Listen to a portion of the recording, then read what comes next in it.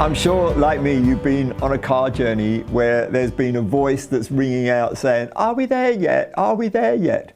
Maybe you can think back to the time when that was your voice saying, "Are we there yet? Are we there yet?" But just imagine you arrive after the long journey and at last you can say, "We are there, we have arrived." And you're thinking it is the ultimate. And then right on the doorstep of where you're going to stay, you're confronted with a question. Now, I'm not going to put the question to you straight away because I'm going to backtrack and tell you why I'm thinking this. Because that is exactly what happened to the children of Israel. Moses had led them 40 years all the way through the wilderness. And, you know, are we there yet? Are we there yet? Was a constant thought in their minds. But eventually they arrive right on the border of the promised land. And Moses gives them a challenge.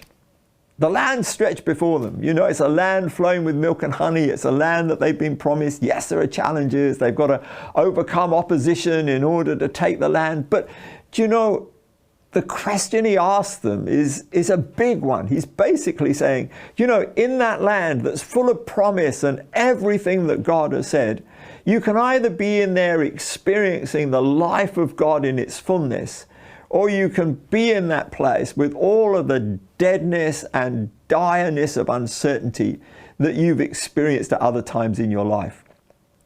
So it's a big question. It's saying, how do you want to live in that land? Do you want to go in there knowing life, or do you know deadness? And so he sets it out very clearly before them, quite graphically. I'm reading from verse 19 of Deuteronomy 30. "This day," he says, "I call the heavens and the earth as witnesses against you that I've set before you life and death." That's the choice.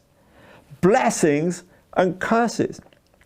Now, choose life so that you and your children may live." And it's a choice. You think, well, everyone's going to make the right choice.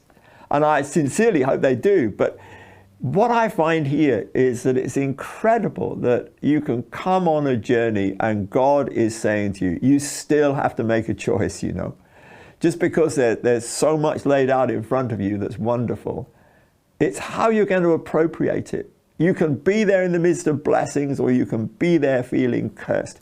You can be there in the fullness of life, or in all of the deadness that is the complete opposite. So choose life, he says.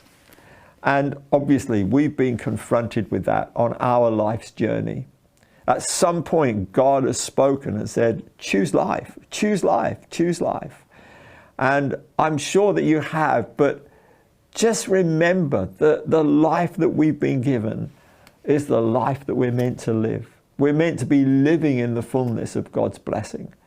And Moses' exhortation, choose life, is an exhortation that I want to give you today. Saying no matter where you are on life's journey, choose life, because you can enjoy the blessings to the full, or you can be in the midst of everything that God has got for you and not really experience the fullness of it. Choose life. It makes a huge, vast difference.